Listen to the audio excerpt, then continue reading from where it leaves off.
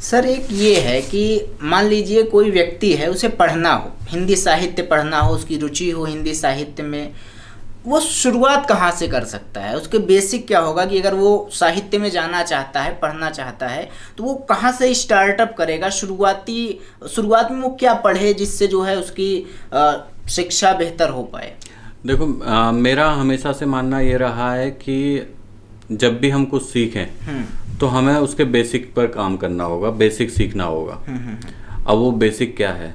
हिंदी भाषा का बेसिक है उसका इतिहास, उसके जो कवि हैं, उसके जो लेखक हैं, उन्होंने जो लिखा, जो रचा, उसको पढ़ना चाहिए। कबीर को पढ़ें, रहीम को पढ़ें, महादेवी वर्मा को पढ़ें। पहले आप देखें, पहले जो कक्षाएं होती थी, पहली क्लास से लेकर और लगभग 10वीं और 12वीं तक, तो यही सब साहित्यकार थे जिनकी कविताएं हम पढ़ते थे, जिनकी कहानियां हम पढ़ते हैं। वो तो अभी भी चल रही है ना। तो हमें वहीं से शुरुआत करनी होगी।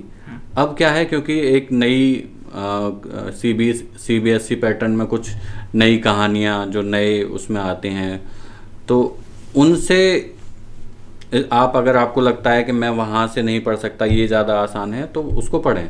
लेकिन हमें पढ़ने की जो परंपरा है उसमें रहना होगा। अगर हम उस पढ़ने की परंपरा से निकल जाएंगे तो फिर हमारा जो भाषा का ज्ञान है या भाषा है वो वीक होती चली जाएगी, कमज़ोर होती चली जाएगी। और उसके बाद फिर निराला को पढ़ा, महादेवी वर्मा को पढ़ा, नागार्जुन को पढ़ा, दिनकर को पढ़ा, जयशंकर प्रसाद को पढ़ा, प्रेमचंद को पढ़ा। आप प्रेमचंद को पढ़िए, बड़ी आसान भाषा में। इतना मुझे नहीं लगता प्रेमचंद से अच्छा कोई लिख पाएगा। लिखते हैं उनकी कहानियाँ आप देखिए।